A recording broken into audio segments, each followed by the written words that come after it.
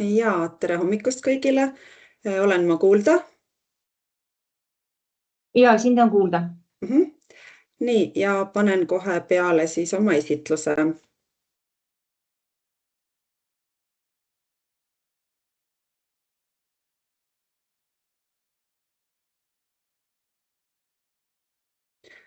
Nii, kas on näha?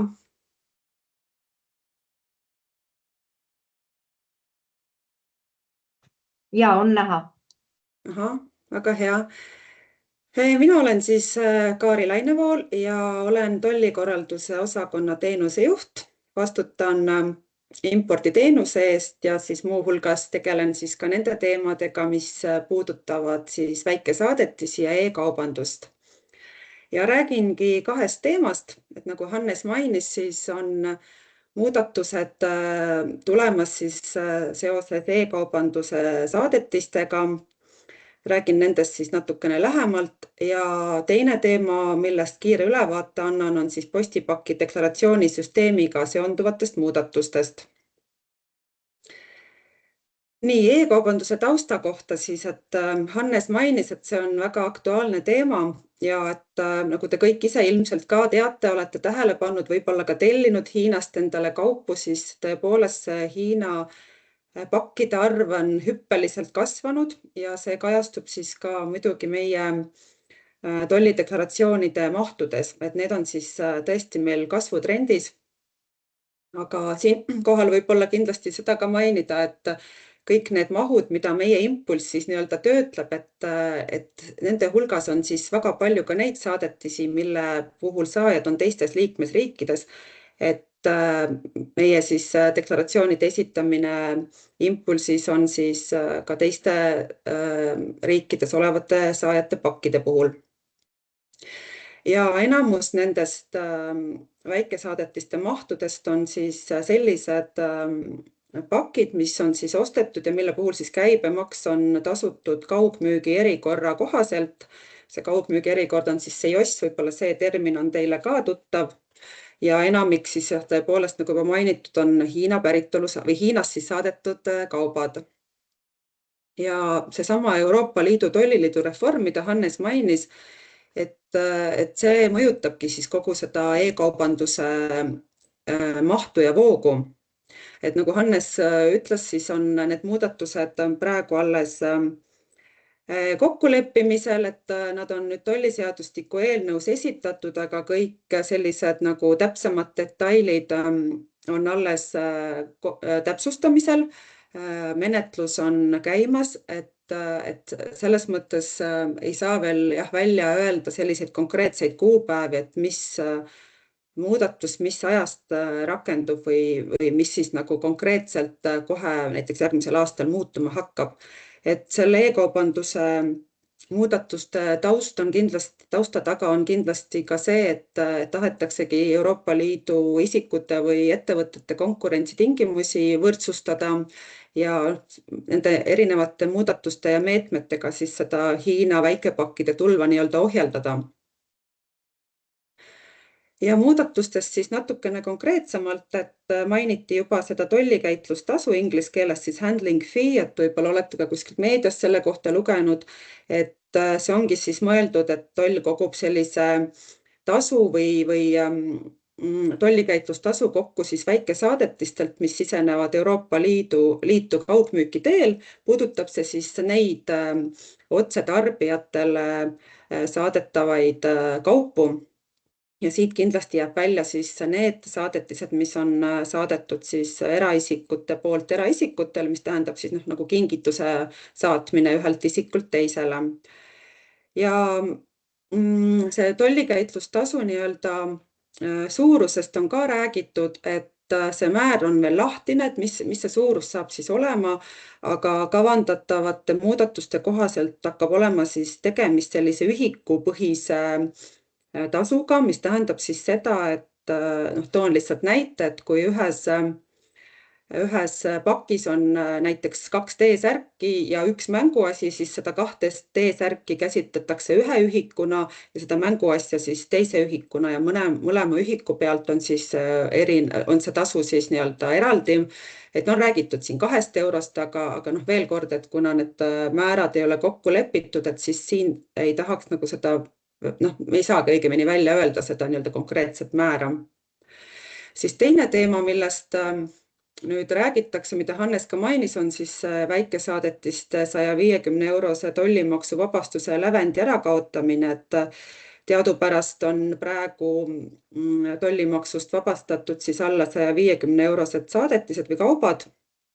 Ja kui algselt oli see muudatus siis plaanis võtta ette 2 aasta või 28. aastal, siis eelmise nädala poliitilise kokkuleppe kohaselt, mida siis Euroopa Liidu rahandusministrid tegid, et tahetakse see muudatus siis tuua varasemaks, et võib-olla isegi 2 aastat varasemaks ja kaubanduse volinik ütles ka välja, et soovitakse siis ajutiselt kehtestada selline nii-öelda flat rate, mille ma paningi ta siia nagu küsimärgina, et see tähendaks siis nagu sellist lihtsustatud ajutist tollimaksu, et hiljem siis need tollimaksumäärad võivad täpsustuda erinevate kaubagruppide puhul, aga et see ajutine määr oleks siis selline ühtlane kõikidele kaupadele.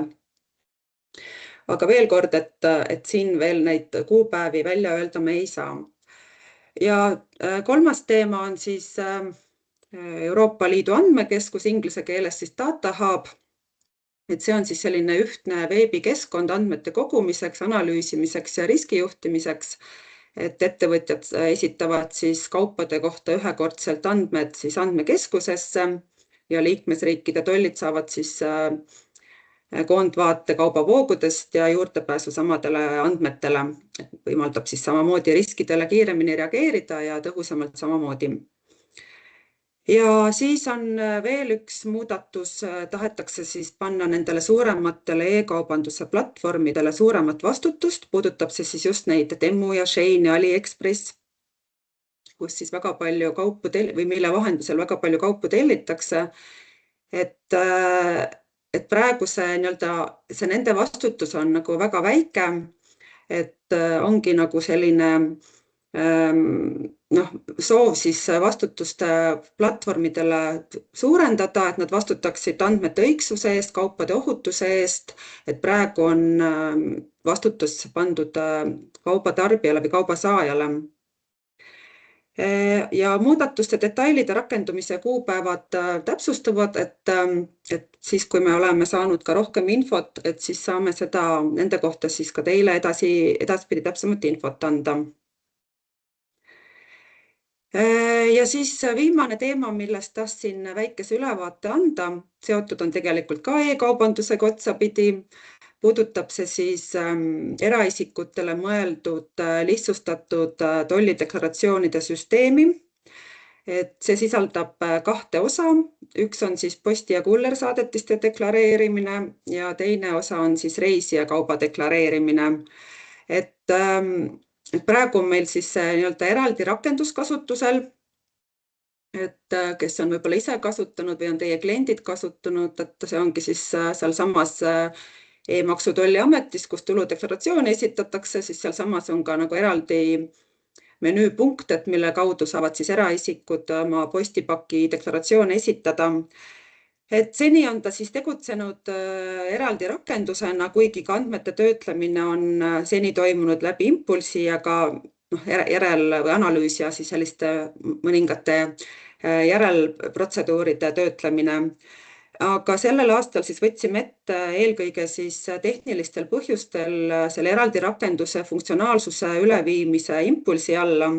Et tehnilised põhjused võib olla kõigepealt siin see, et 2 süsteemi üleval hoidmine nõuab topelt kulusid ja lisaks siis, et see postipaki süsteem või smart deklar, nagu meie teda siin nimetame, on nagu küllaltki vana ja see hooldus nõuab suuremaid ressursse.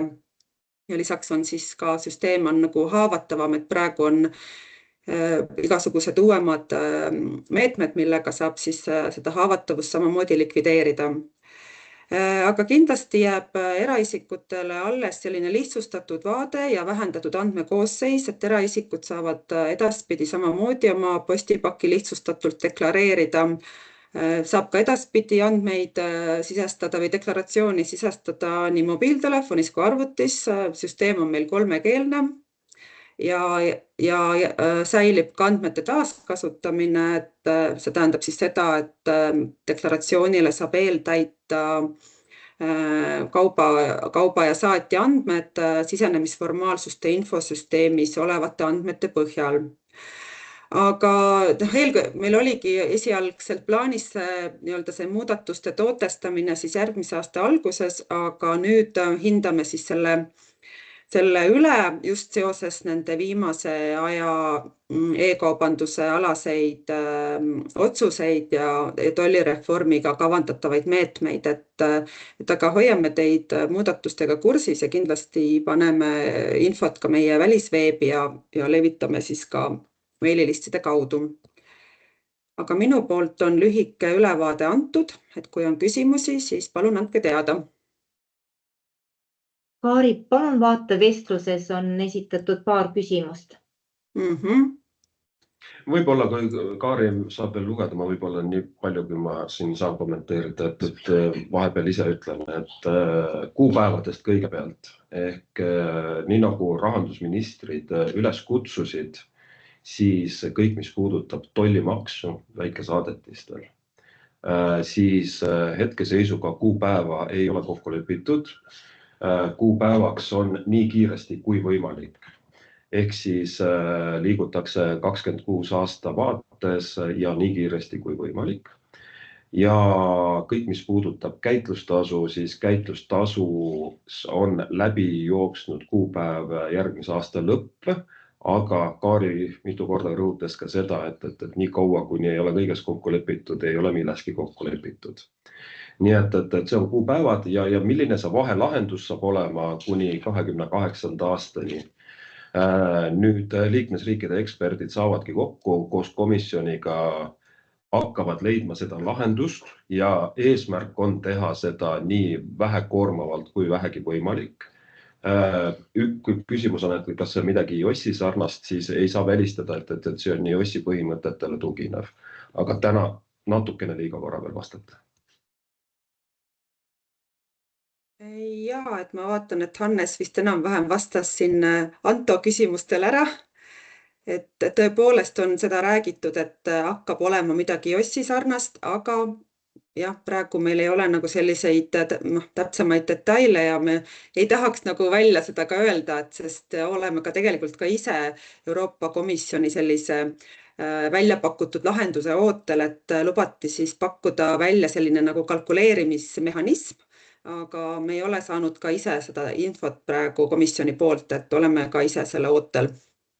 28 aasta oli see tähtaeg, millal pidi algselt rakenduma kogu e-kaubandus ja tolliandmekeskuse nõuded sellele. Ehk see oli see algne kuupäev, mis nüüd tollimaksu osas ja käitlustasu osas on toodud ettepoole. Aga 28. aastaks peaks siis e-kaubanduse osas data hubi funktsionaalsus jõudma täislahenduseni. Sealt see 28 aasta.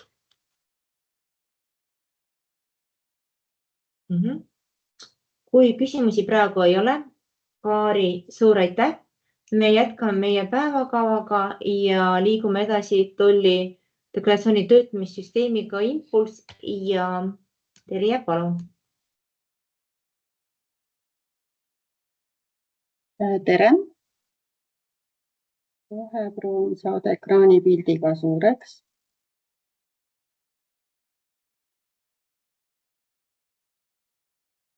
Nii, tere! Minu nimi on siis Terje Kose ja räägin siis lühidalt nüüd impordi tollideklaratsioonide töötlemise süsteemi Impulssi siis muudatustest. Põhiliselt siis sellel aastal, sest järgmine aasta, nagu just kuulsite, päris kindlalt ei tea, mis tuleb, mis ei tule. Ja esimese asjana vaataks ikkagi tagasi, mis meil on olnud. Kordamine on tarkuse ema. Et paar korda siin juba eelnevalt mainitud impulsi poole pealt siis süsteemis suuremad muudatused see aasta olidki keskse tollivormistusega seotud. Et nüüd on siis tehniliselt võimalik impordisüsteemis deklareerida kesksele tollivormistusele kõiki kaupu, kõikide liikmesriikidega seda teha. Ehk et on saavutatud see täisfunktsionaalsus. Ja siin just eelmisel kokkusaamisel teiega oli küsimus keskse tollivormistuse kasutamise kohta kaudse esinduse korral. Me konsulteerisime ka kommiga ja meil ongi selles mõttes tagasiside, et keskset tollivormistus saab kasutada nii importija ise ja saab kasutada ka esinduse kaudu nii otsese kui kaudse esinduse kaudu. Ja kaudse esinduse korral siis on oluline see, et keskse tollivormistuse, sellele eelneb ka AEO ja keskse tollivormistuse luba peab siis olema kaudsel esindajal. Importija ja kaup võivad siis ise asuda näiteks teises liikmesriigis, et näiteks Soomes, nagu eelmisel koolitusel see küsimus oli. Siis uuendus, mis sellel aastal veel impulsi kui süsteemi kõige rohkem mõjutas, oligi meil uue süsteemi nagu lehe või saki kasutusele võtt oli see saadetis, mis tõi siis ka kaasa selle, et natukene need andmed paigutati seal süsteemis ümber. See muudatus suurt nagu selles mõttes tagasiside põhjal suuri probleeme ei tekitanud, et harjusite sellega ilusti ära, mis on väga hea. Aga siin selle punkti juures ma ikkagi rõhutaksin.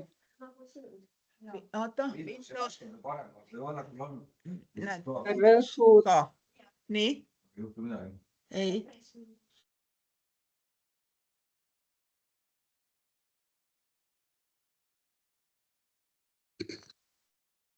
Terje, tee uuesti mikrofon lahti. Ma lihtsalt vaigistasin kõik, kuna siin kellelgi oli mikrofon lahti. Hästi, ja tegin lahti. Et see punkt siis uus leht saadetised, et selle andmete sisestamise osas te olete selle ilusti vastu võtnud, et lähevad andmeid sisestate see uus leht. Aga tahtsin siin selle punkti juures siis üle rääkida selle andmekvaliteedi kontekstis, et vaadake, mida te ja kuhu siis sisestate, et tollideklaratsioonil on 3 lehte, üldosa, saadetised, kaup ja need 3 lehte, üldosa, saadetised, kaup on siis need, kuhu teie saate andmeid sisestada. Järgmised lehed, tolli ja muud maksud ja kokkuvõte on siis juba automaatselt genereeritavad. Ja kui te andmeid sisestate, siis tuleb jälgida seda üldpõhimõtet, et need dokumendid, see info, mis kehtib kogu saadetise kohta, need sisestatakse siis kas üldosa või saadetise lehele, olenevalt siis, kus see andmeväli asub. Ja need andmed, mis kehtivad ainult selle ühe konkreetse kauba kohta, need sisestatakse kaubasakile. Et kui on 2 kaupa ja mõlemal on erinev arve, siis neid ei sisestata saadetise lehele, vaid ikka kauba juurde. Või siis vastupidi, kui on ühe arve peal 2 kaupa, siis võib selle sisestada saadetised lehele ja kaubalehele ei panda seda.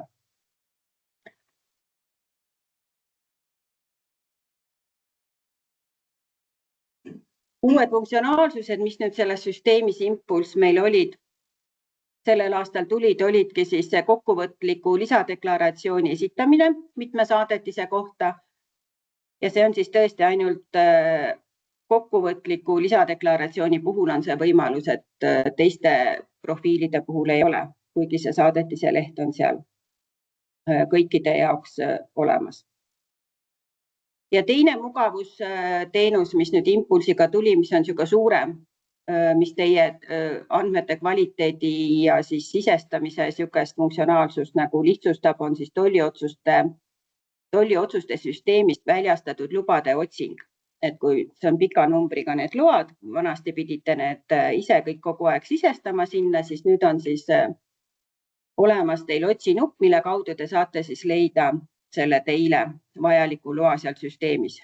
Süsteem annab siis ette kas importija või deklarandiga seotud lubasid. Ja üle pika aja on meil siis ka väike lihtsustus Impulsi XD klientidele või mugavusteenus, et teil on võimalus loobuda teavitusmeilidest, mis tulevad teile kasutajaliidese kaudu siis meili. Et XD teavitused jäävad igal juhul alles, aga kui teile tundub, et selline dubleerimine, et teile tulevad nii XD sõnumina teavitused kui meilile teavitused, siis andke minu meilile teada, et te soovite nendest teavitusmeilidest loobuda ja me saame need välja lülitada. Oluline on siis siinjuures teada, et ei saa valida seda, et kas ma soovin ainult ühest või mingist teisest meilist nagu loobuda, et saab loobuda kogu saadetavatest meilidest komplektselt siis. Näiteks on need teavitusmeilid selle kohta, et deklaratsioon on vabastatud. Et kui te juba XD kaudu selle saate, siis võib-olla tundub, et ei ole meili teile enam vaja. Aga siis sellest andke teada, me saame selle teile välja lülitada.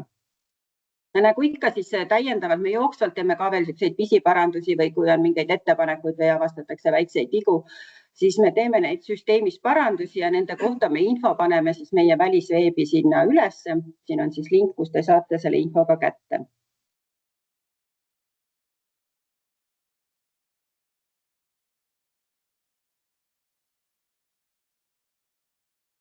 Nii, ja siis natukene realiseeritavatest muudatustest, mis siis mõjutavad impordi süsteemi impuls. Eraisiku postipaki ja reisija deklaratsioonide sisestamine siis hakkab toimuma impulsis. Sellest rääkis siis eelnev kõneleja Kaari. Ja sellele ma rohkem siis ei peatu, et lihtsalt see funktsionaalsus tuleb siis impulsi eraldi võimalusena. Impulsi arendusi mõjutab ka Certexi sertifikaatide ja ka siseriiklike sertifikaatide elektroonne siis deklareerimine, aga sellest samuti mina hetkel praegu siin pikemalt ei räägi, et minust järgnev kõneleja räägib siis sellel teemal pikemalt. Ja millest nüüd mina natukene pikemalt räägin, on ETT arendus, et ETT-s võeti kasutusele või võetakse kasutusele lähiajal. Lähiaeg tähendab siis seda aastanumbrit, ETT või see päritolumoodul. Ja kuna impuls kasutab kasutab ETT-d, siis loomulikult võtab impuls kasutusele ka selle päritolumooduli võimalused ja sellest tulenevalt siis järjekordselt teil kasutaja mugavus paraneb ja me loodame väga, et ka deklareeritavate andmete kvaliteet paraneb sellest tulenevalt. Aga et seda siin on vähem juttu, oleks ma pigem näitaks teile, missuguse mugavuse või missuguse kasutaja siis lahenduse see päritolumooduli kasutuselevõtt teile annab. Nii, üks moment, ma ei saa.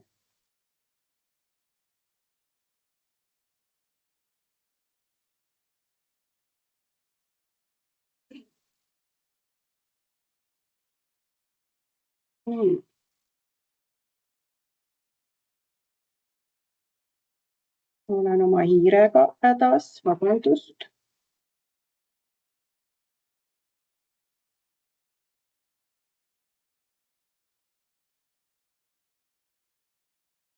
Nii, sain õigele lehele hiire. Et ETT-s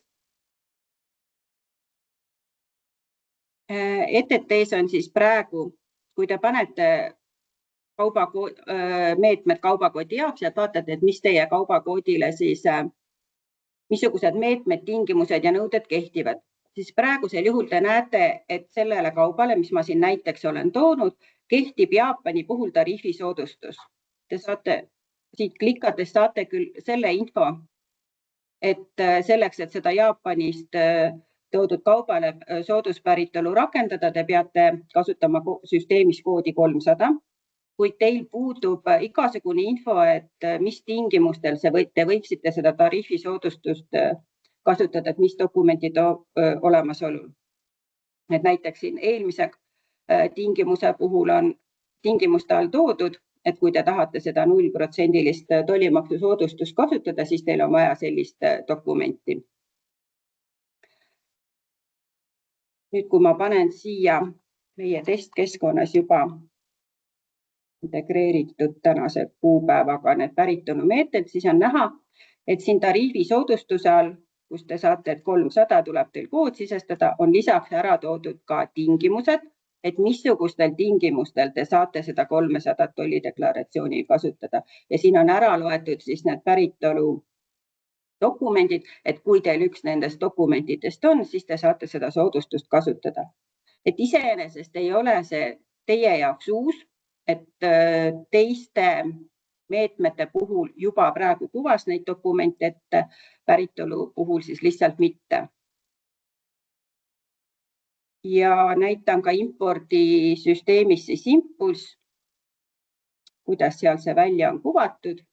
Et kui mul on siin näiteks 2 kaupa praegu, esimene kaup on seesama Jaapanist tuleb kaup, ma vajutan siia kontrollin, et annaks ka teile punased vead ette, et te saaksite.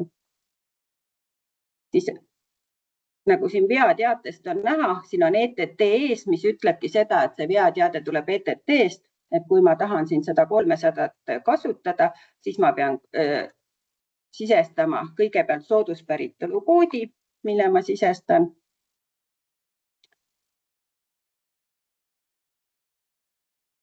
Ja nüüd ta ütleb ette, et ETT selle soodustuse saamiseks on meetme 142 tingimus täitmata.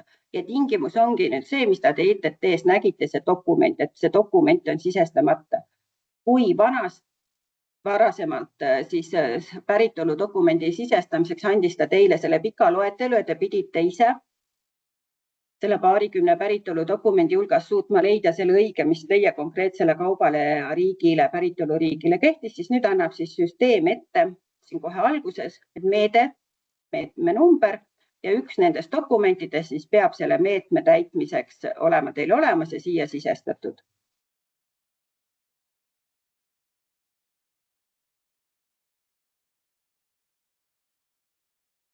Ja kui need on sisestatud, siis selle kauba kohta süsteem enam teile viga ette ei anna. Ja lihtsalt näiteks ka teisel puhul, et siin on seesama kaup, aga nüüd mul oli soodustus 200. Panen samuti päritolu riigi ära. Ja nüüd ta ütleb mulle samuti ette, et meetme 142 on tingimus on täitmata, kuid kuna nüüd oli ju soodustus teine, siis nii on ka teine loetelu vastavalt siis sellele, mis selle päritolu riigi puhul kasutatav on.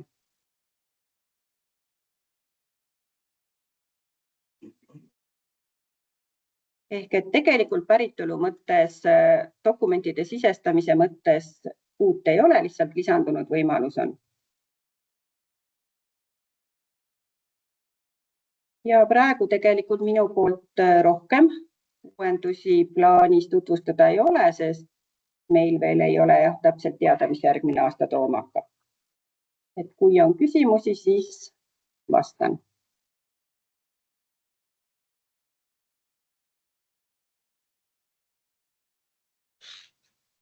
Terje, suur aitäh. Tundub, et praegu küsimusi ei ole ja me liigume edasi meie päevakavaga ja teema võtab üle siis Eelika. Palun. Tere, Eelika Brosman on minu nimi, keelsuse piirangud tiimijuht ja soovin teile rääkida natuke siis, mis puudutab tolli ühtset akent, ehk siis dokumendi automaatset kontrolli, et mis juba tehtud ja mis meid siis ees on ootamas. Et oli meil eelnevalt, kui me läksime chat-dokumentide automaatkontrolli nii siis impordil kui transiidil küllaltki palju eksimusi ja küsimusi, siis täna on rõõm teatada seda, et minu teada kuskil paar kuud juba ei ole enam vigu ja eksimusi olnud, nii et kõik on selle chati sisestamise kenasti kätte saanud.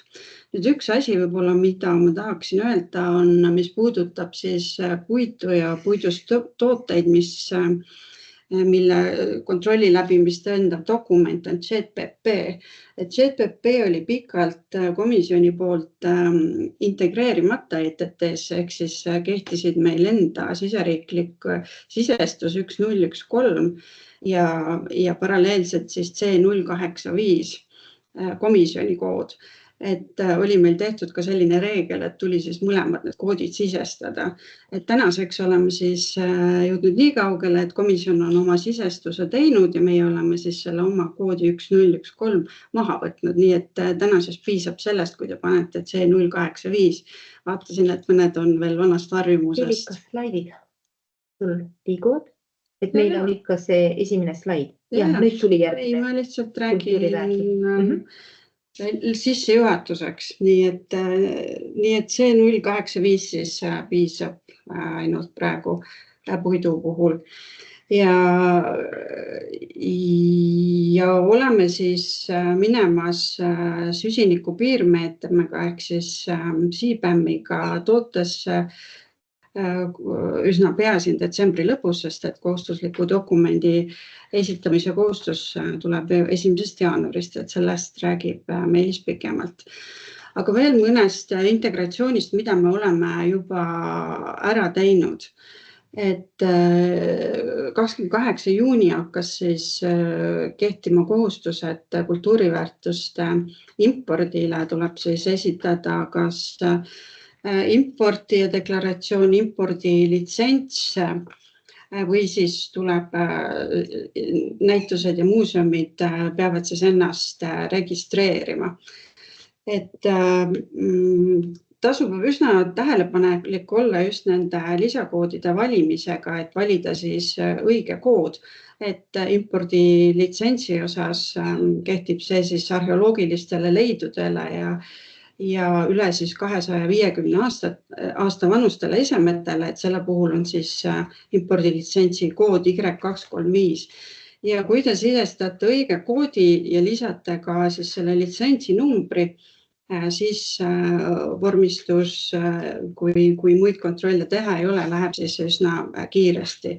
Ja import ja deklaratsioon, see on siis väiksema väärtusega esemetele ja nii-öelda vanuselt noorematele L050, et samamoodi siis tuleb valida õige kood ja lisada ka siis see import ja deklaratsiooni number. Tasub üsna varakult siis luua konto Trace'is süsteemis ja taotleda ka ligipääs siis õigele moodulile selleks, et te saaksite neid lisadokumente esitada. Ja kindlasti juhin tähelepanu, et ei kasutataks sellist asja, mida me näeme tegelikult üsna paljude lisadokumentide puhul, et valitakse küll litsentsi või deklaratsiooni kood kenasti, aga valitakse siis kood, mis ütleb, et see kood vajab siis mingit registreeringut või litsentsi. Aga tegelikult kirjutatakse siis selle litsentsi numbri asemel hoopiski, et ei kuulu. Et juhul, kui asi ei kuulu litsentsi loa nõude alla, siis on sellele kindlasti olemas ka välistav kood ja tuleks siis valida just see välistav kood. Et sedasi kõikide vormistus kindlasti siis kiireneb. Ja näitan ka korra siin pilti, siis milline Trace'is välja näeb, et paljud kindlasti on sellega juba väga tuttavad, aga kui konto on loodud ja te hakkate mingit uut siis litsentsi siin esitama, siis te peate kindlasti endale selle uue rolli ka või uue ligipääsu nii-öelda taotlema. Nii et seda te saate teha paremalt ülevalt nurgas, kus ma olen enda meiliaadressil ruudu ümber tõmbanud. Et sinna vajutades siis avaneb teil selline pilt, nagu praegust siin ekraanil on ja request new role, mina kasutan inglisekeelset, on ka eesti keele peale võimalik siin keskkond valida kasutamiseks. Ja kui te seda uut rolli endale siit siis tellite, et siis te saate ligipääsu, mis kinnitatakse ära vastutava ametkonna poolt, saate siis ligipääsu ja saate hakata siis neid litsentse ja dokumente, registreeringuid esitama. Ja vasakul pool, kus on siis documents, et kui te sellele klikate, siis te jõuate just siis õige keskkonna juurde, et ICG on siis kultuuriväärtused, JED-id on siis kõik veterinaar- ja fütosanitaarkontrollile alluvad kaubad ja sealt te näete ka ühtlasi, et kuhu teil ligipääs on. Et kui te näiteks toote parajasti Indoneesiast puitu ja teil on vaja FLECT-litsentsi ja te FLECT-i seal ei näe, siis järelikult on tegemist siis sellega, et teil ei ole ligipääsu FLECT-loale ja peate lihtsalt siis selle uue rolli nii-öelda endale taotlema. Ja nii meie kodulehel kui ka siis vastutavate ametkondade kodulehtedel on juhised RES-ise kasutamiseks ja konto loomiseks ja uute ligipääsude tellimiseks siis kenasti olemas. Raadamine ja raadamise hetkeseis. Raadamisega on üsna keeruline seis hetkel. Mida kõigepealt tähendab raadamine? Raadamine tähendab siis metsa raiumist, mahavõtmist siis eesmärgil kasutada metsa muul viisil, ennekõike siis põllumajanduseks. Ja raadamise hoolsuskohustuse nõue hakkab kehtima siis ka selle aasta lõpust või õigemini siis 1. jaanuarist on siis hoolsuskohustuse nõude tähtaeg. Raadamine ei ole veel siis elektroonse kontrolli all, ehk temale see single window veel ei ole arendatud ja me ei saa seda ka kahjuks praegu veel arendama hakata, sellepärast et komisjon on teinud siis raadamise nõuete muutmiseks lihtsustusettepaneku. Ja Brüsselis kolmapäeval oli just koosolek, kus siis komisjon teatas, et Coreper lükkas lihtsustamise ettepanekud tagasi ja praegust ei ole siis informatsiooni, et mis kuupäevad täpselt siis kehtima hakkavad või kui palju siis määrust üldse muudetakse. Et tänane on siis 30. detsember on siis keskmisele ja suurtele ettevõtetele hoolsuskohustuse dokumendi esitamise nõue ja väike- ja mikroettevõtted siis 30. juuni järgmisel aastal. Ja meie siis Eesti põllu- ja metsamajandajad tavaliselt või enamus nendest, kui mitte isegi kõik kuuluvadki siis väike- ja mikroettevõtete alla. Määruses endas on olemas ka soovitused, et mida siis või reeglid õigemini, et mida siis loetakse mikroettevõtteks, mida väikseks ettevõtteks, et mikroettevõte näiteks netokäive 900 000 eurot ja keskmine töötajate arv aruande aasta jooksul on siis 10 inimest. Nii et jah, hetkel on siis info ainult selline, et tuleb esitada hoolsuskohustuse dokument, mis ka samamoodi siis RES-isest elektroonselt saab esitada ja suur ja keskmised ettevõtted siis aasta lõpus see kohustus peale tuleb. Siin meilil on ka siis olemas see komisjoni pressiteade, mis juba anti välja siis selle lihtsustuste kohta. Lihtsustused puudutasid väike mikroettevõtteid ja olid ka selles mõttes tõid sisse sellise lihtsustuse, et seda hoolsuskohustuse dokumenti võiks esitada nii-öelda ühekordselt, aga jah, täna ei saa kahjuks küll öelda, et kas nende lihtsustustega neid vastu võetakse või mitte, sest täna on nad tagasi lükatud. Aga saate ise siit pressiteatest lugeda ja täna on ka Brüsselis uus istung, nii et eeldatavasti siit lähiajal ka ise loodame uut informatsiooni saada. Aga raadamise reegel on siis selline jah, et ettevõtjad ei või lasta turule siis tooteid ennem, kui on RES-is süsteemi kaudu esitatud siis hoolsuskohustuse täitmise deklaratsioon. Ja muidugi siis tollideklaratsioonile märgime siis ka selle hoolsuskohustuse deklaratsiooni numbri.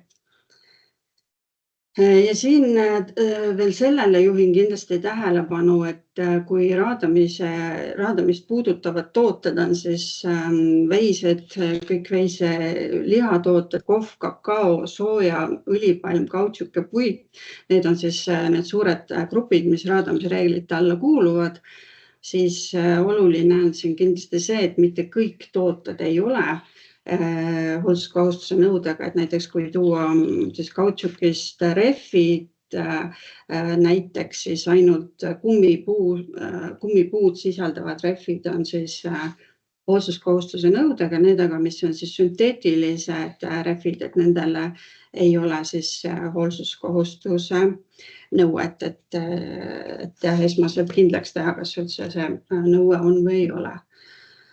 Ja siin ka siis kindlasti tasub väga täpselt siis jälgida neid ETT meetmeid, et kui on hoolsuskohustuse täitmise deklaratsioon, siis tuleb märkida ka selle deklaratsiooni number, aga siin on siis järjest ka erandeid, juhul kui siis kaup ei kuulu selle hoolsuskohustuse nõude alla. On mikro- väikeettevõtete erand, et saate siis siit valida täpselt sellise, mis kaup teil on või kui on erand, siis valida siis ka erandi kood. F-gaasist nii palju, et F-gaasiga on vormistamisel üsna palju probleeme, et Impulsis ei ole meil veel automaatkontroll käivitanud, see üsna varsti tootesse jõuab, aga ekspordil ja transiidil siis F-gaasi nõuded juba kehtivad ja läbi siis ühtse akna läbi Certexi siis nende kontroll F-gaasi portaali. Et jällegi, et tasub kõigepealt läbi mõelda, kas mul on üldse F-gaas või mitte.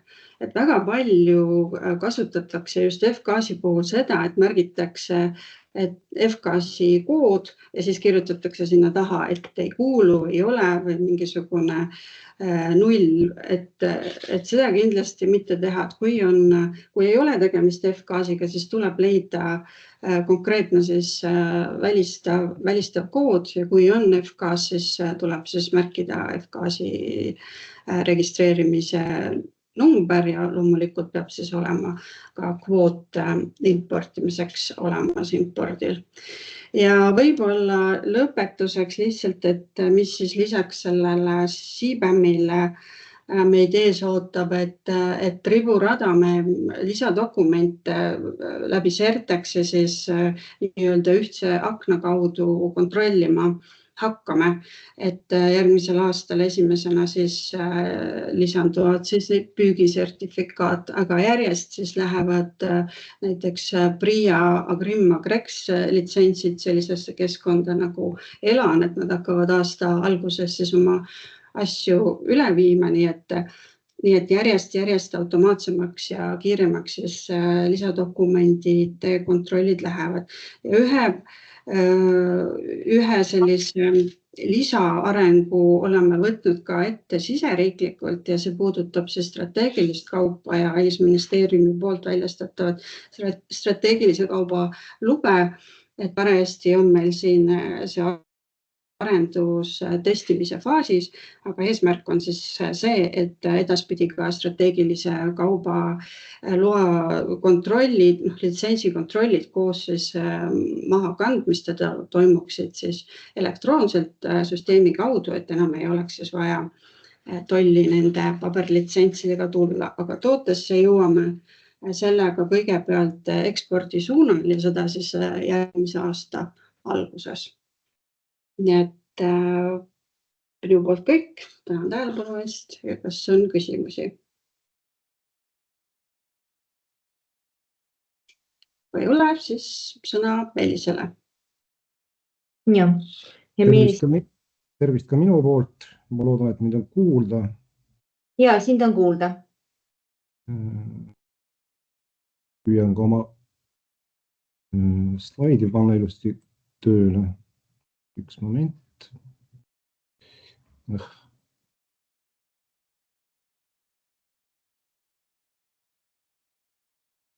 Nii.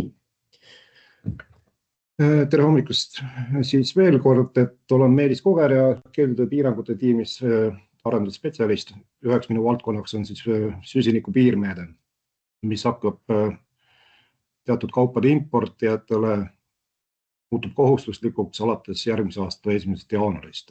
Et põgusalt tutvustan seda. Et laialdaselt kasutatakse eestikeelset lühendit STIM koos ingliskeelse lühendiga CBAM, et tegelikult on siis tegemist ühe sama asjaga, lihtsalt üks on ingliskeelne, teine eestikeelne. Et tegemist on siis Euroopa Liidu kliimaprogrammi ühe osaga eesmärgiga vähendada süsiniku jalajälge ja anda teatud kaupade importijatele panna kohustus siis, et nende kaupade eest oleks samamoodi tasutud vastavad heitme litsentsitasud, täpselt nii nagu Euroopa Liidus toodetavate kaupade korral. Eestis on selleks selle mehhanismi riiklikuks korraldusametiks Keskkonnaamet, kes tegeleb just kõikvõimalike tegevuslubade väljastamisega, nende tasude arvutamisega, nende kokkukogumisega ja üldise sellise nõustamisega. Tolli vaates jääb meile loomulikult teatav kontrolli funktsioon impordi korral, kas on olemas tegevusluba, kas see importija vajab üldse tegevusluba ja nii edasi, aga sellest pisut hiljem täpsemalt. Nii, lähme edasi. Et puutuvad kaubad on siis raud- ja terasetooted, alumiinium ja alumiiniumitooted, tsement, väetised. Siinkohal juhin tähelepanu, et mitte päris kõik väetised. Nimekiri on pikk, aga ta puudutab peamiselt lämmastikväetisi, mis on seotud siis ammoniaagi tootmisega, mis on teatavasti väga CO2 mahukas protsess. Ja lisaks vesinik ja elekter. Elekter on meie puhul selles mõttes nagu lihtsam, et ei ole meil kolmandatest riikidest enam isegi juhtmeühendusi. Kõik on Euroopa Liidu sisemised ja kui viimati kontrollisin, siis ei olnud sel aastal mitte keegi Eestisse elektrit importinud.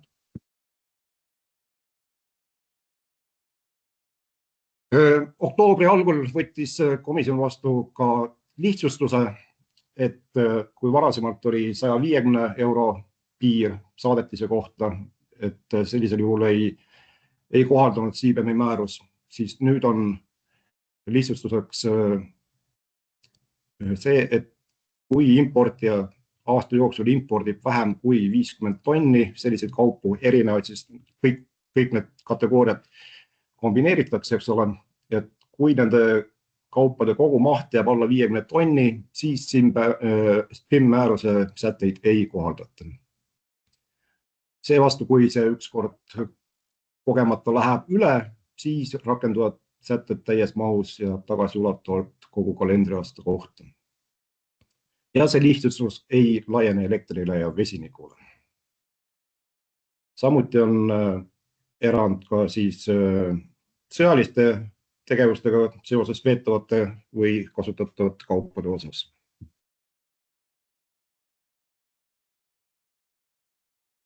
Mõned küsimused, mis on hiljaaegu tollile saabunud ja mille me vastanud, aga mõtlesin, et oleks kohane need ka siinkohal nagu läbi arutada. Et kuidas jälgitakse seda 50 tonni lihtsustuse limiiti? Esiteks, peamine vastutus langeb ikkagi importijale endale. Tema peab ikkagi suutma prognoosida, kui palju tal aastas sellist kaupa tuleb ja väga soovitan, kui on oht, et see 50 tonni limiit ületatakse, asuda võimalikult ruttu seda tegevusluba Keskkonnaametilt taotlema. Keskkonnaameti andmetel on menetlusaeg kuni 120 päeva. Toll samal ajal, kui see piir on ületatud, teie kaupa ei vabasta, nii et see teeks teile olulisi ebamugavusi. Et kindlasti palun seda uurida, teha oma prognoosid ja vastavalt siis tegutseda. Millised on oodatavad tasud terase tonni või CO2 heitkoguse tonni kohta? Kuidas neid tasusid arvestatakse? Minu vastus sellele kliendile oli sama, nagu ma ütlen teile praegu, et see ei ole Maksu- ja Tolliameti pädevuses, see on konkreetselt Keskkonnaameti käest küsitav küsimus, et kindlasti nad oskavad teile seda öelda. Meil on nendega järgmisel nädalal, sel nädalal on väike kohtumine, siis loodame ka iseennast natukene selle teemal harida. Kas on ette nähtud võimalusi kulude leevendamiseks? See küsimus oli konkreetselt raua- ja terasetoodete kohta ja minu teadaolevaid erandeid nendele kaubagruppidele ei ole. Kõik nad on hõlmatud nad on toodud CBAM-i määruse esimeses lisas, ehk siis tegemist on CBAM-i toodetega, vabandust, SPIM toodetega, räägime eesti keeles. Küll aga on need kategooriad toodud välja ka SPIM määruse teises lisas, mis tähendab, et arvestatakse vaid otseheidet. Ja ei arvestata seonduvaid heitkoguseid. Ehk siis need konkreetsed kaubagrupid, mis on toodud SPIM määruse teises lisas, nende puhul arvestatakse vaid tootmiseks kulunud otseheidet. Kas kehtib kõigile terase tootega seotud tollikoodidele või on mõnede koodide puhul vabastusi või madalamaid maksumäärasid? Minule teadaolevalt ei ole, et kas nüüd on erinevus seal teatud kaubagruppidel tollitariifides, seda peate juba ise prognoosima. Aga nagu öeldud, et üks välistus on sõjaliseks tegevuseks otseselt kasutatavad kaubad. Et kui te leiate, et see kohaldub teile, siis kindlasti poleks tolliga ühendust võtta ja siis vaatame. Kas ma olen kõik ära rääkinud, kas mul plaanis oli?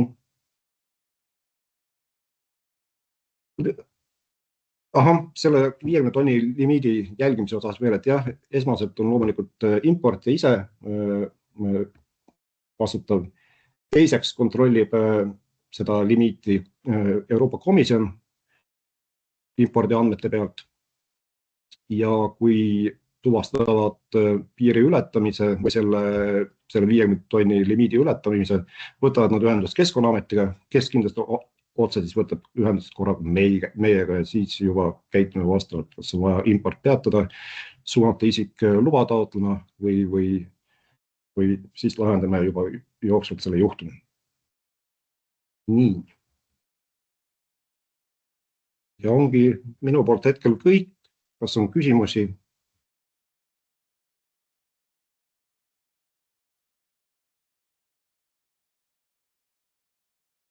Küsimusi ei ole, siis lõpetan jagamise ja annan sõna edasi. On küsimus. Oota, Meelis, siin on chatis on küsimus vestluses. Okei, ma ei näinud. Kus saab vaadata luba vajavate kaupade nimekirjas? Nagu öeldud, et tuleb lahti võtta kas meie kodulehelt või Keskkonnaameti kodulehelt see SPIM määrus ja scrollida seal kõvasti allapoole. Seal on olemas lisa 1 ja seal on konkreetne nimekiri juba põhjalik olemas. Ma loodan, et vastasin küsimusele. Ja taas kord, et meie mõlema asutuse kodulehelt saab nagu täpsustavat informatsiooni, loomulikult saab alati meile ka kirjutada meelis.koger@tempta.ee ja siis vastame. Aitäh, Meelis.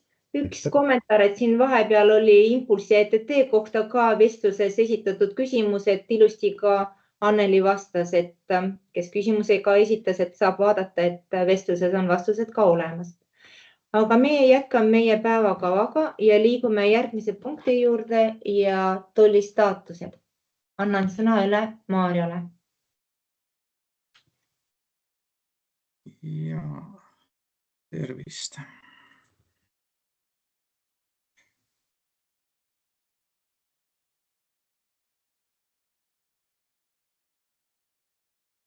Nii, tere kõigile kuulajatele.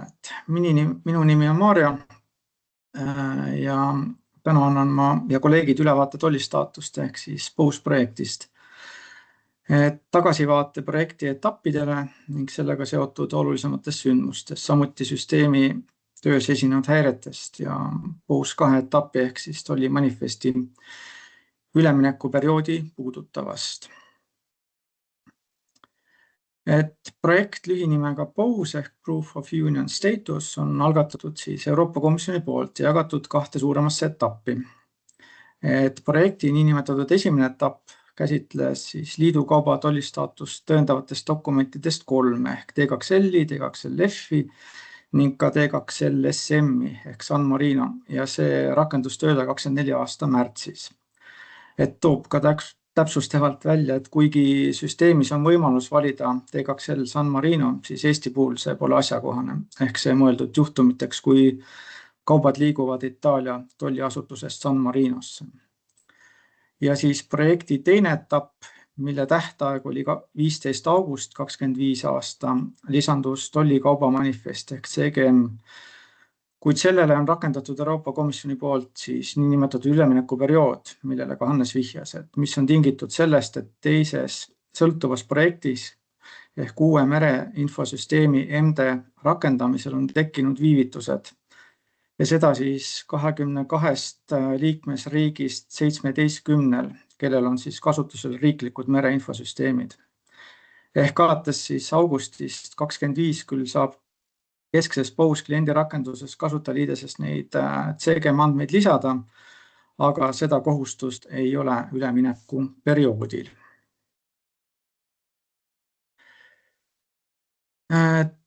Teen ka kiire tagasivaate siis senisele POUS kasutusele ehk siis POUSi esimesele etapile T2L-ile, et mis on juba siis 1,5+ aastat kasutusel olnud. Et tuleb tunnistada, et selle aja jooksul on toimunud ka mitmed häired ja katkestusi süsteemi enda töös. Et viimane suurem oligi ja pikim pärast seda, kui Euroopa Komisjoni poolt sai paigaldatud uus versioon, mis sisaldas CGM-i funktsionaalsust. Et see ei pidanud küll mõjutama T2L-i osa, aga kahjuks realiseerus see risk ja siiski mõjutas. Et me aktiivselt loomulikult suhtlesime ka Euroopa Komisjoni IT-toega sel teemal, nagu ka kõik teised liikmesriigid, kelle ettevõtjad olid sellest mõjutatud. Et lihtsustatud probleemi allikaks oli siis jõudluse teema. Täpsemalt ei suutnud siis süsteem töödelda suuremahulisi väljatrükke, T2L-i väljatrükke, mis järel tekkisid siis veaolukorrad kõigil, kes seda süsteemi kasutasid. Jah, et osaliseks ajutiseks lahenduseks või leevenduseks oli teatud juhtudel veebilehitseja vähemalu kustutamine ja tegevuste uuesti proovimine, aga alati see ei aidanud ja pidi rakendama kas asendustoimingut või ootama, kuni süsteem jälle toimima hakkab. Et kokkuvõttes kestis see olukord kuskil 1 kuu, kus kord süsteem töötas ja siis jälle mitte. Ja kuniks siis Euroopa Komisjon parandas süsteemi 2. oktoobri seisuga, et pärast seda enam jõudluse probleeme ei ole esinenud. Et infopunktina toob ka välja, et esitlusel on link MTA välisveebi lehele, kus on kõik teadaolevad planeeritud katkestused Euroopa Liidu tolliinfosüsteemide tööst.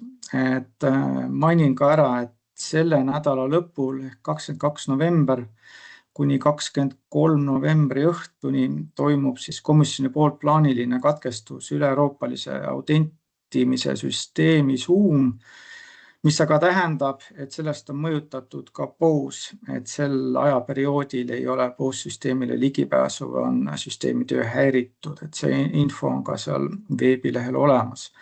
Et palume seetõttu ka siis oma tegevusi selles osas arvesse võtta.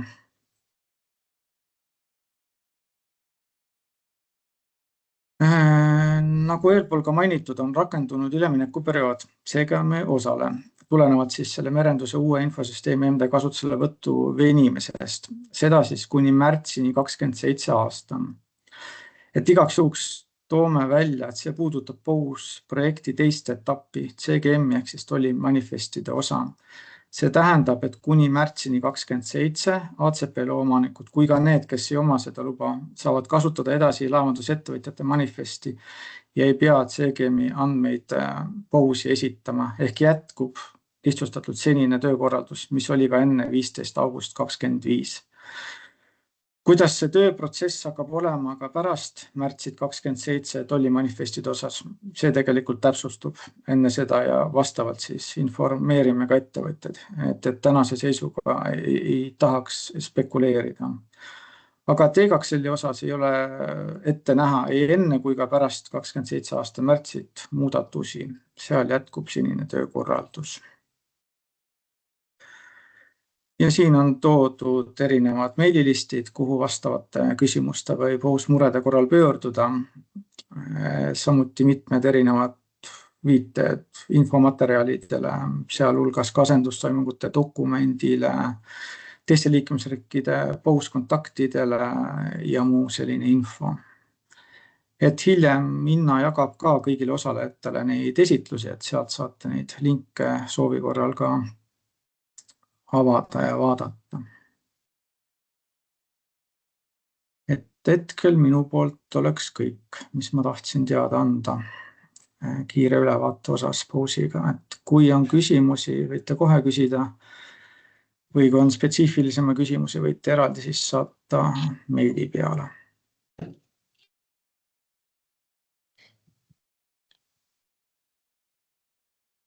Aitäh!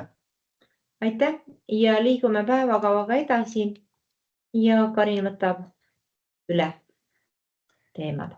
Ja, tervist kõigile! Jagan kohe ekraani, nüüd natukene mitte nii keeruline teema. Nii, ma loodan, et on näha ilusti. Ja, tervist kõigile siis ja minu nimi Karin Kruusa ja räägime siis EORi ja tolliotsuste tehnilistest muudatustest, mis meil ees ootavad. Ütlen kohe ära, et muudatused on tehnilised ja sisuliselt ei muutu mitte midagi. Et teile käitumine kõik jääb samaks ja mitte midagi te teistmoodi tegema ei pea. Miks me sellest täna nüüd räägime? Lihtsalt selleks, et rääkida ja hoiatada natukene ette, et võib hakata tulema tehnilisi vigu äkki. Ma korraks jagan uuesti ekraani, sest minu see asi ei tahtnud väga liikuda. Ma proovin seda uuesti jagada. Nii. Lihtsalt jagan uuesti. Vaatame, kas läheb paremini. Niimoodi. Praegu ma näen, eks ole, mitte täis ekraani, proovime uuesti jagada täis ekraani, aga ta ei taha seda hästi teha. Nüüd ta liigub edasi. Kõigepealt siis EORi. EORi number on kõigile teada ja tuntud juba kasutusel aastast 2009 ja see on siis üle Euroopa Liidu kehtiv ettevõtjate registreerimise number. Lihtsalt taustaks natuke statistikat, et siis EELis on kokku siis selles keskbaasis hetkel siis 11 200 000 numbrit kokku, millest Eestis on siis Eesti numbreid, nii-öelda Eestis väljastatud numbreid on 54 600 orienteeruvalt. Et siin on siis kõik nii Euroopa Liidu isikud kui ka siis kolmandate riikide isikud. Ehk et kõik EORi numbrid, mis kunagi üldse välja on antud, on siis meie keskbaasis olemas ja neid on siis 11 miljonit lihtsalt taustaks teada. Nüüd, need tehnilised muudatused. Tänane seis on meil hetkel selline, et siin on üks selline kast nagu EORi 2 ja meie tehnilise lahendus on tehtud hetkel nii, et see on eraldi rakendus ja suhtlus käib siis, et EORi 2 suhtleb siis Euroopa Liidu keskbaasiga ja suhtleb omakorda siis isikute haldusega, kust siis meie infosüsteemid võtavad siis informatsiooni. Et on siis mitmest kastist ja see asi liigub mitme rakenduse vahel ja on paratamatult natukene tülikas ja natukene ressursi mahukas. Ehk et mis me nüüd teeme ja miks me seda teeme, on see, et me võtame ära selle EORi 2, ehk et see EORi 2 liigub me isikute halduse alla. Isikute haldus hakkab suhtlema Euroopa Liidu keskbaasiga, saab informatsiooni sealt, võtab sealt informatsiooni ja tolli infosüsteemid siis kasutavad isikute haldusest olevat informatsiooni. Miks me seda teeme? Nii on otstarbekam, väiksem ressursikulu ja kindlasti ka vähem igasuguseid vigu. See on selline hästi lihtsustatud pilt, aga ma usun, et räägib enda eest. Nüüd tolliotsused. Ka jälle taustaks natukene informatsiooni lihtsalt. Igasuguse erinevaid lube on Euroopa Liidus siis hetkel 6200. Ja Eestis on siis 590 igasugust erinevat lube. Ma siin loa liikide kaupa eraldi hakanud välja tooma. Ja mis siin tehniliselt muutub, on see, ütleme siis need kastikesed on jälle siis sellised, et on CDS ehk et on Customs Decision System, kus siis käib kõikide lubade taotlemine ja menetlemine. Siis on selline lühend nagu CRS, mis on Customer Reference System, mis on siis selline vahekomponent, mis vahendab informatsiooni siis sellest tolli siis Customs Decision Systemist liikmesriikidele. Ja nüüd meie oleme siia edasi ehitanud sellise asja nagu CRS Bridge, kus me siis salvestame kõiki meid huvitavaid tollilube ja siis meie tollisüsteemid siis kasutavad CRS Bridge'is olevat informatsiooni. Need esimesed 2 kasti on Euroopa Liidu komisjoni hallatavad süsteemid. Seal meie mingeid parandusi, muudatusi, täiendusi teha ei saa. Ja seal me saame siis olla ainult kasutajateks. Mis muutub? Muutubki see tehniline muudatus, et on CRS versioon 3 läheb versioon 4 peale üle. Ja see toimub, see tegelikult on juba kasutusel mõlemad versioonid paralleelselt, aga komisjoni poolt pannakse versioon 3 kinni 26. aasta juunikuus. Täpselt kuupäeva hetkel ei ole, aga aasta keskel. Ja see läheb kinni, mis tähendab seda, et kõik liikmesriigid peavad hakkama kasutama seda versioon 4. Ja sellega me siis hetkel ka siis tegeleme selle siis tehnilise muudatusega. Nüüd, millal siis kõik toimub? Need mõlemad muudatused on planeeritud meil siis tootesse jõudma 1. kvartali jooksul. Aga nagu ma ütlesin, siis nii-öelda klientidele ei muutu mitte midagi. Et tegemist on siis süsteemide kõhus toimuvate muudatustega. Aga nagu me teame, siis igasugune tehniline muudatus võib tegelikult põhjustada protsessis ükskõik kus kohas miskisuguseid vigu, mingisuguseid probleeme, tõrkeid, takistusi. Et püüame küll loomulikult teha nii, et midagi ei juhtuks, aga siiski võib juhtuda ja sellest me siin nagu ette hoiatavalt teada annamegi, et seda siis võib olla mingi suurem tõenäosus vigade tekkimiseks. Nüüd, kui peaks tõesti see viga tekkima, oodame, et ei teki kunagi ja seda järgmiseid slaide pole teil üldse vaja nagu teadagi. Aga kui peaks, esimesed soovitused, mis on nii meie IT-abist kui ka komisjoni siis IT-abi soovitused tegelikult. Esimesed asjad, mida meile kohe öeldakse, on tühjendage veebilehitseja vahemälu, vajadusel isegi proovige mitu korda teha. Kasutage erinevaid veebilehitsejaid, et vahest töötab Firefoxis, töötab Chrome'is, ei tööta Edge'is ja nii edasi ja arvuti restart. Et need on esimesed tegevused, mida kohe teha, kui mingisugune viga ilmneb. Nüüd, kui see ka kõik ei aita, siis edasi, andke meile teada. Siis koondage võimalikult täpne informatsioon. Et ekraanipilt soovitavalt täisekraaniga, kus on näha kuupäev, kellaaeg, mis veebilehitsejat kasutati. Ja kui me räägime nüüd CDS-ist ehk sellest tolliotsuste süsteemist, siis see on soovitavalt teha inglise keeles. Kuna nagu ma mainisin, siis tegemist on komisjoni hallatava süsteemiga ja meie saadame selle edasi komisjoni IT-abisse ja nemad eesti keelt seal ei oska. Ja nendele on lihtsam aru saada, kui pilt on inglise keeles. Nüüd, kui seda pilti kuidagi mingil põhjusel ei ole võimalik teha, siis ikkagi kuupäev, kellaaeg, väga täpselt kirja, millal tegite veebilehitsejad, mida kasutasite, mis sammul see viga tuli, mida te seal juba eelnevalt tegite ja mis te olete proovinud vea kõrvaldamiseks juba ka teha. Et pange see kõik kirja ja see on selline esmane info. Võimalik, et me küsime teilt veel informatsiooni juurde, kui ei leita viga või ei saada aru, milles probleem võis olla. Ja nüüd, kuhu siis edasi saata? Ma panin siia mõned meiliaadressid, kuhu edasi saata. Et oli info, see on kõikidele tegelikult teile teada-tuntud aadressid.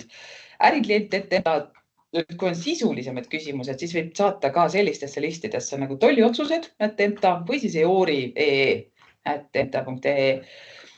Ja siin on muidugi see asi, ma tahan kohe öelda seda, et ei pea üldse muretsema, et äkki läks valele meiliaadressile mingi küsimus või kommentaar või veateade, siis ärge muretsege, küsimus, viga leiab õige inimese ülesse. Et see ei ole kindlasti probleem. Aga need on need põhilised aadressid, võib-olla kust alustada ja edasi minna.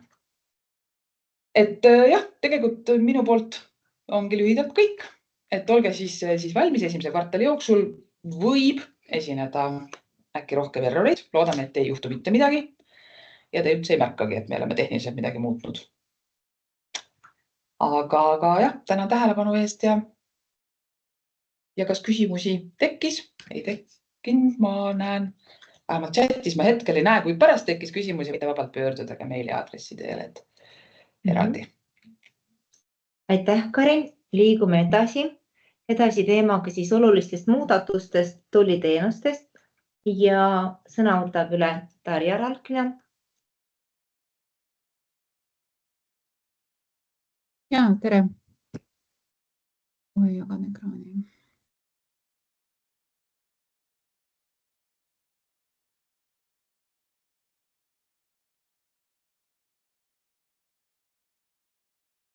Nii.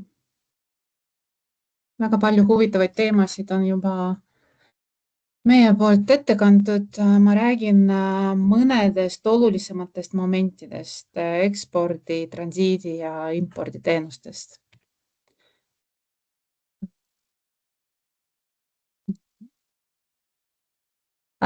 Esimene asi, juba vähem kui kuu aja pärast lõpeb ekspordi tolliinfosüsteemis üleminekuperiood.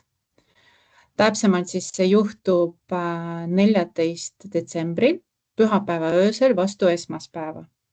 Nüüd on väga oluline palve kõigile, kes öösiti ekspordi vormistavad, et ajavahemikul kell 12 kuni 2 öösel vastu esmaspäeva meie poolt on suur palve ekspordi mitte vormistada ja see puudutab just seda ekspordi, kus on eksporditolliasutus Eestis ja väljumistolliasutus asub kuskil mujal, kuskil teises liikmesriigis.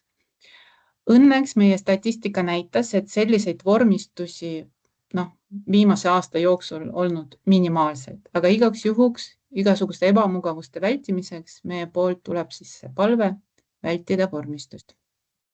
Tavaekspordi vormistamine on täiesti okei. See tähendab, et need ekspordideklaratsioonid, kus ekspordi tolliasutus on Eestis ja väljumine toimub ka Eestist, nendega on kõik korras, et seal mingeid piiranguid ei ole ja mingeid probleeme või tõrkeid ei hakkagi olema. Aga just neid, kus on mitu liikmesriigi mängus, et proovige siis kuidagi hoiduda sellest vormistusest eemale.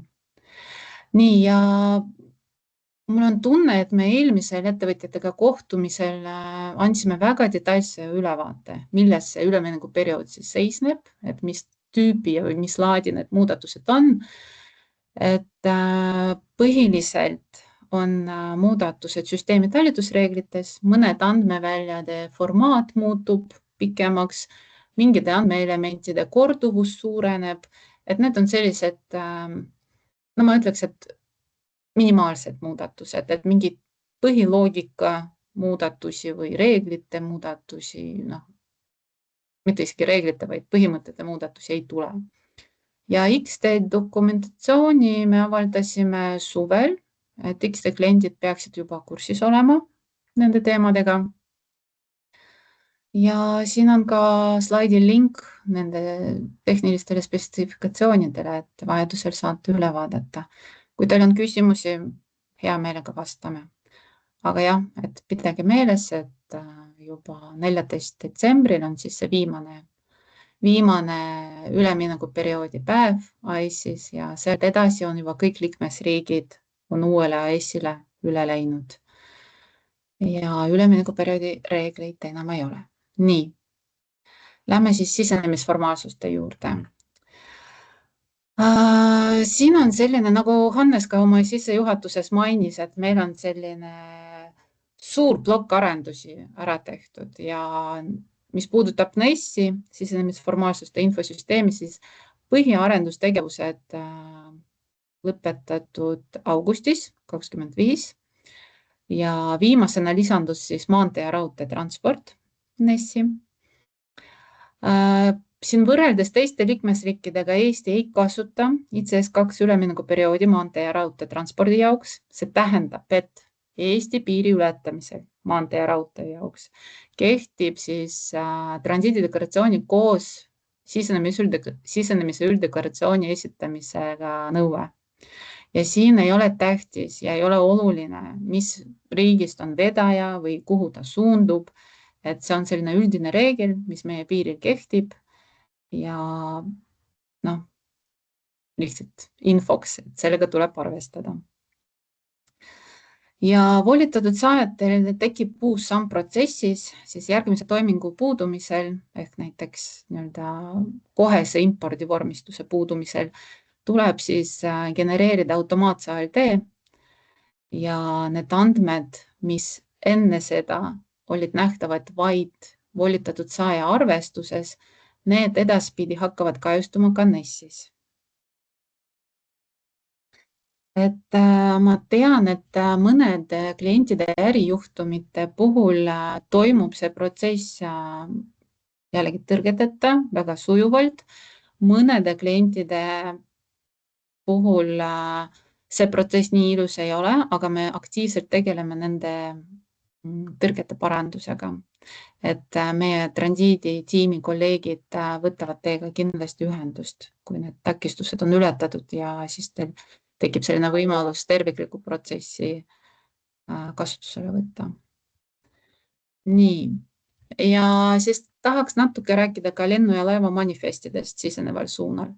Tahaks rõhutada, et klientidel tekkis kohustus esitada lennu- ja laeva manifestid NES-i infosüsteemi juba maikuus. Kahjuks juhtus niimoodi, et jällegi NES-i jõudluse tõttu me olime sunnitud seda perioodi natuke edasi lükkama või seda tähtaega natuke edasi lükkama, aga juba sügisel saavutasime seda stabiilse seisu süsteemis, süsteem on stabiliseerunud ja me võtsime ühendust klientidega ja nüüd meie eesmärk on selle aasta lõpuks viia kõik kliendid vanast ICS-süsteemist ja termist NES-ile üle. Ja ma tahaks rõhutada, et meil on hetkel otsustamisel ka ICS1 funktsionaalsuse sulgemine. See tähendab, et me ei saa seda üleminekuperioodi lõpmatuseni venitada. Meil on konkreetsed deadline'id ees. Peame nendest kinni pidama. Me oleme valmis individuaalseteks konsultatsioonideks. See ei ole välistatud. Me aitame, nõustame, aitame testimisega, aga proovime siis ikkagi seda eduka võiduka lõpuni viia. Nii, ja siis selline väike boonus nendele, kelle ärijuhtum täismahus kajastub NES-is edaspidi, et siin me kaalume LAK-aruandlusest vabastamise. Et seda tehakse jällegi case by case, et vaatame, kas kõik näiteks ajutise ladustamise kohapide sissetulekud ja väljaminekud kajastuvad NES-is. Kui jah, siis on see täiesti piisav alus täiendavast aruandest loobumiseks. Nii, ja natuke ka järgmise aasta plaanidest, mis meie IT-plaan ette näeb. Esimesel kohal on muidugi tollireformist tingitud muudatused. See on päris hea väljakutse meile, sest keerukus seisneb selles, et nagu Hannes ja Kaari ka juba mainisid, et lähteülesanne ei ole veel lõpuni selge, et kogu keerukus seisneb selles. Pluss veel ka lühikesed realiseerimisajad, nagu jällegi Hannes ja Kaari juba mainisid, et see käitlustasu prognoositav siis tähtaeg on 2026. aasta lõpp. Et siis see on päris hea ja huvitav väljakutse tolli IT-le. Mis veel huvitavad? Teil ikka juba mainis, et meil on plaanis strateegiliste kaupade litsentside digitaliseerimine. Siin saab mainida seda siis olukorda, et need litsentsid on hetkel ainult paberkandjal ja see tähendab klientide seda ebamugavust. See eeldab, et klient peab seda paberkandjal litsentsi näitama koha peal tollipunktis.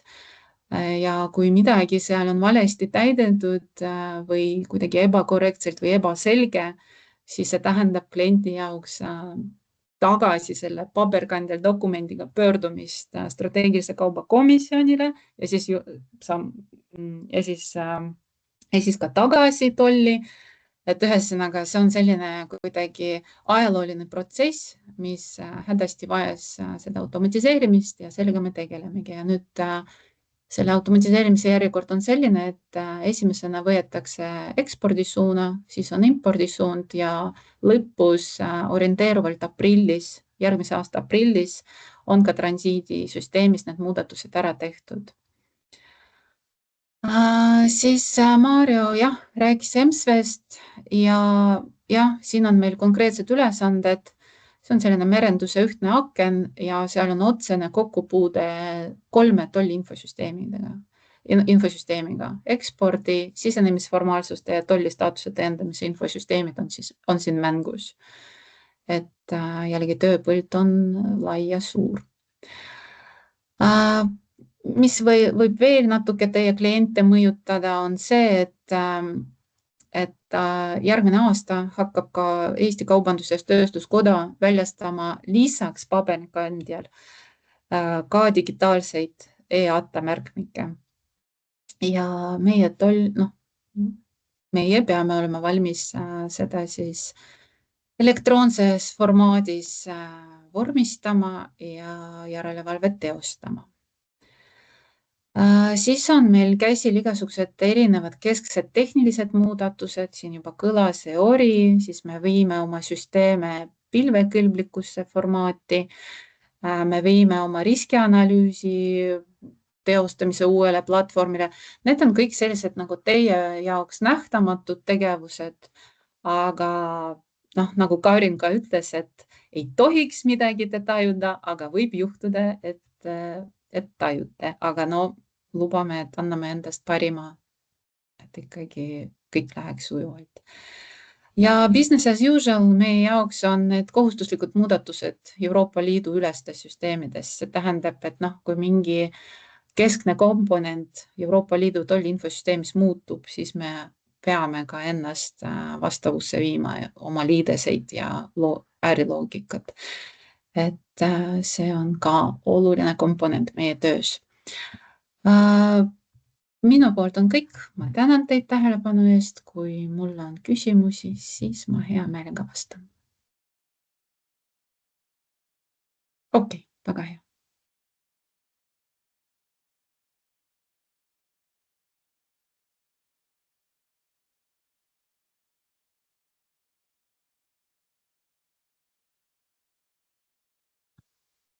Tundub, et praegu küsimusi ei ole. Aitäh, Tarja, ja liigume edasi sellise teemaga nagu ekspordi vormistamine ja hoolsuskohustus. Liis, palun. Ja tere ka minu poolt. Mina olen siis Liis Välimäe tolliprotseduuride üksuse juht ja võib-olla isegi parem teema pealkiri on siis andmete kvaliteet, nagu Hannes päris hommikul täna ütles. Puudutab see laiemalt tegelikult ka impordisuunda ehk et üleüldine andmete kvaliteet. Ja ma alustaksin siis esimese teemana siis sellisest asjast, mida me oleme viimasel ajal märganud, et mida on juhtunud, on see, et ettevõtted ei esita õigeid protseduure õigetesse kohtadesse. Eeskätt puudutab see eksport 3 ehk re-ekspordi asemel eksport 1 välja vormistamist. Ehk siis liiduväline kaup viiakse välja kui liidu kaup. Mida see tegelikult tähendab? Tegelikult tähendab see seda, et sellel kaubal tekib tollivõlg. Ja kui ei suudeta ka väga hästi ära tõestada seda, et ta on siis, kuhu ta liikus sinna riiki sisse toimetatud ja oleneb ka kauba identifitseerimisvõimalusest, siis tulebki maksta impordi tollimaksud sellelt kaubalt.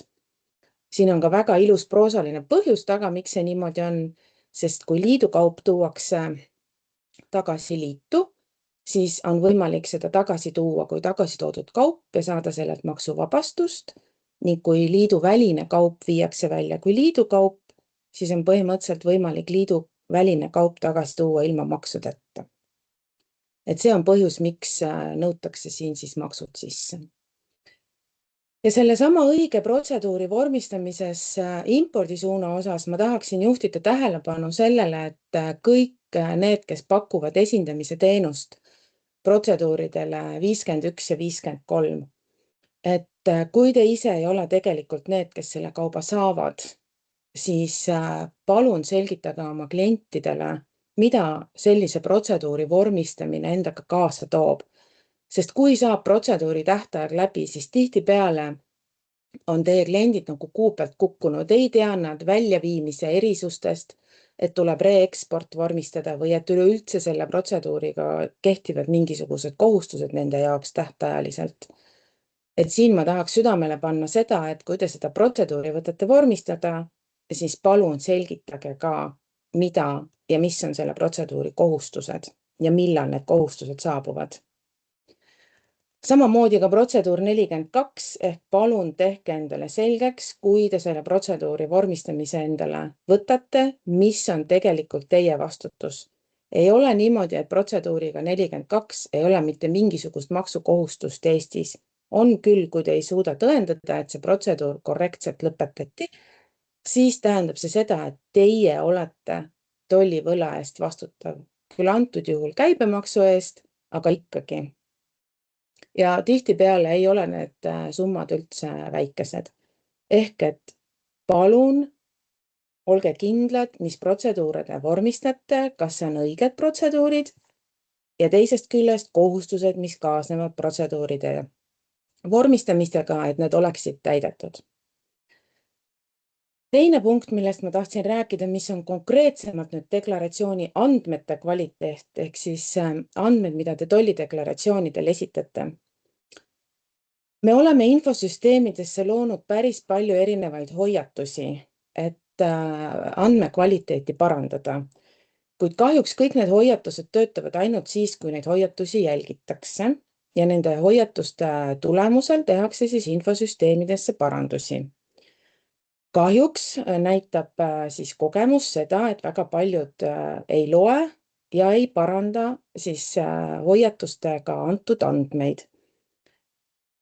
Ehk et vaatamata sellele, et esitatakse hoiatus, et palun kontrollige üle, tundub, et siin on mingi erinevus või lahtrid omavahel ei lähe kokku, siis neid andmeid ära ei parandata.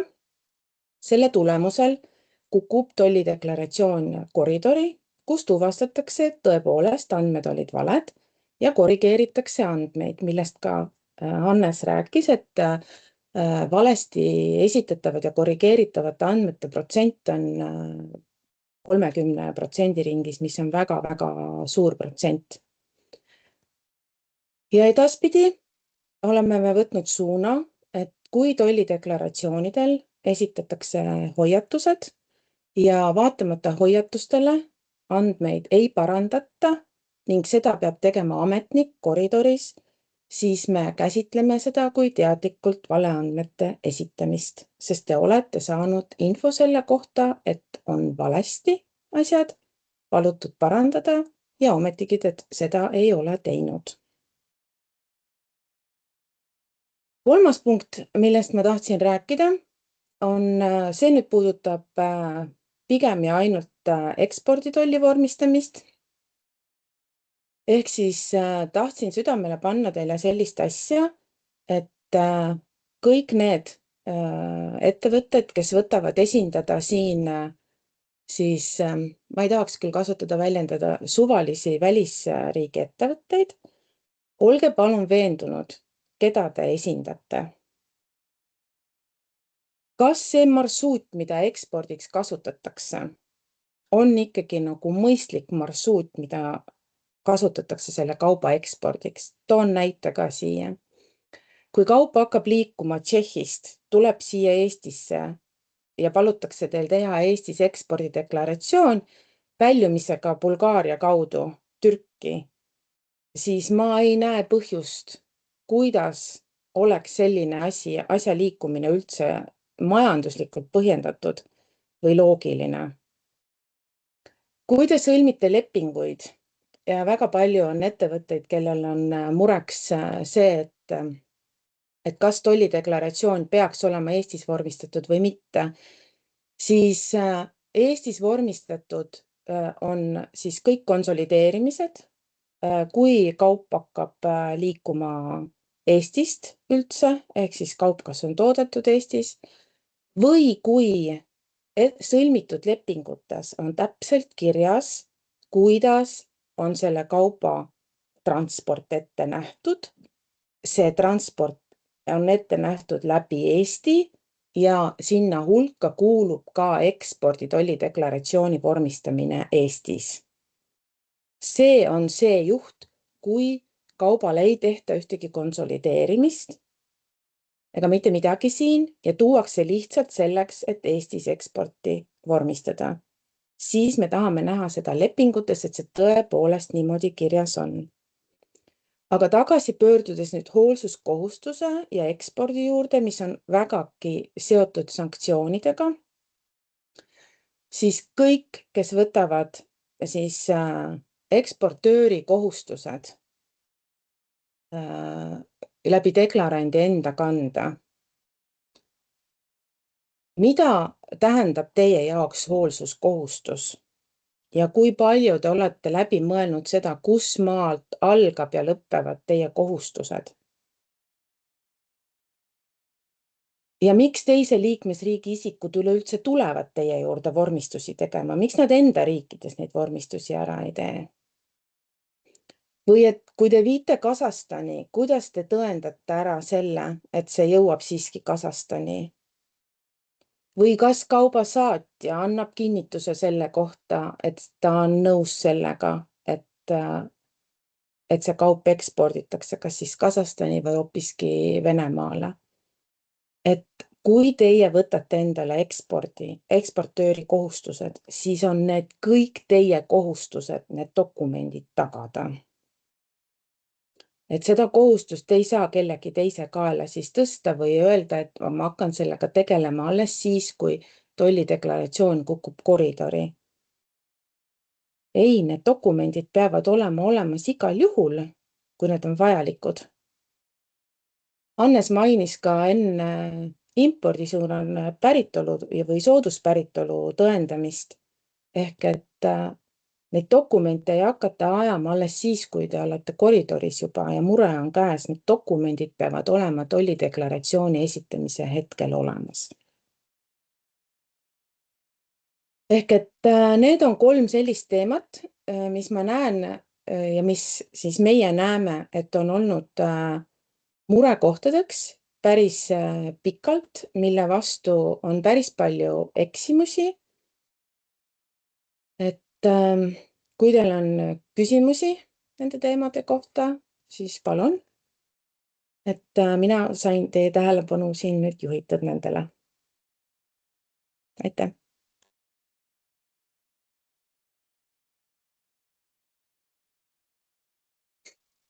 Aitäh, Liis!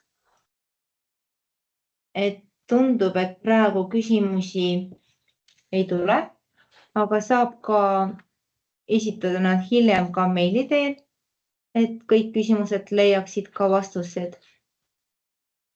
Siin meil on päevakavas jäänud veel üks AOB punkti all on jäänud veel üks väike alampunkt ehk üleminek uue arvutikoha teenusele. See ei puuduta ettevõtjaid, see puudutab ametnikke, et ametnikud lähevad üle uuele arvutikohale ja toimub see detsembrikuus.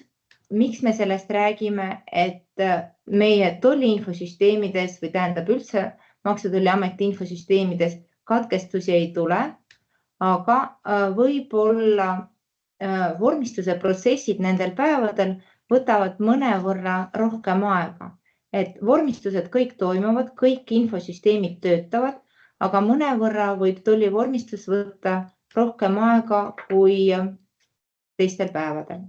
Ja see etapp on siis 9. kuni 11. detsembrini.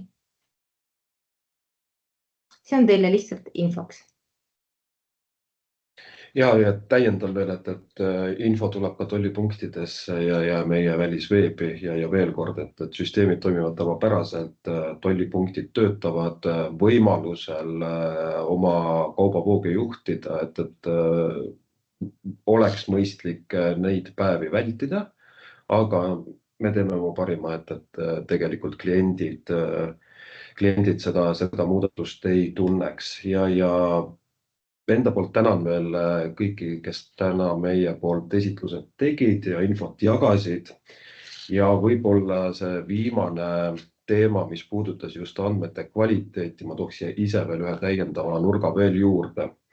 Ehk siis, et tõepoolest deklarandi vastutus ja võimekus nende kohustuste eest vastutada on oluline ja lisaks siia Liisi poolt välja toodule ma kindlasti lisaks veel ka kõik erinevad lisakoodid, mis võimaldavad erandit kasutada, olgu ta sanktsioonide teemal või ka tavapärases tollivormistuses, maksuvabastused ja nii edasi.